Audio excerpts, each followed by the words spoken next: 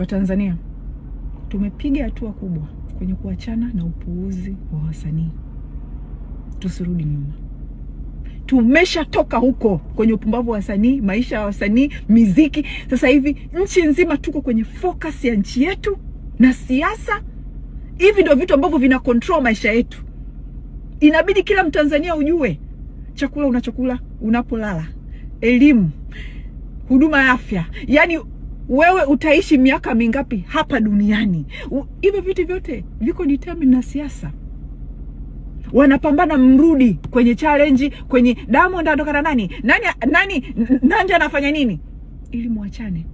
Msirudi kule tena. Lazima tuachane na wasanii kama nchi yetu tutapata haki, kama nchi yetu itasonga mbele. Step ya kwanza, lazima muachane na wasanii wa Tanzania. Kama mnataka any change, lazima cha kwanza muachane na wasanii. Na muachane na hizo peji za kina Karima Story, peji za kina Maimartha, peji za kina Juma Lokole. Hao ndio watu sasa hivi wanatumika kuwafanyeni nyinyi wajinga na kuwarudisheni kwenye ujinga. Msikubali kurudishwa tena kwenye ujinga. Please, endeleeni na peji za wanaharakati ili tuikomboe nchi yetu, ili tupate mabadiliko. Achaneni na wasanii.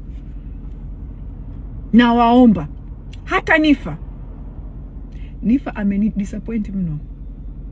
Sikusema kwamba atoke sijui aje aendelee na harakati. Angeza akatoka akafanya biashara zake, but the fact kwamba watu walikufa wengi. Nifa katoka na mavibe. Nifa akaja na mavibe ya furaha ya nini. Ndugu yangu, nchi inavuja damu. Unatujia na mavibe sisi. Watu zaidi ya 10,000 wamekufa, unatujia na mavibe ya furaha. Na yani ni kama hawa wasanii sasa hivi wanataka vibe lirudi Tanzania Disemba ili wapige show. Yani hawajali watu wamekufa, wanachotaka ni vibe irudi ili wao wapige hela. Watanzania, msikubali. Stay focused. Hata tusiwa discuss mbwa. Please stay focused. To stay focused.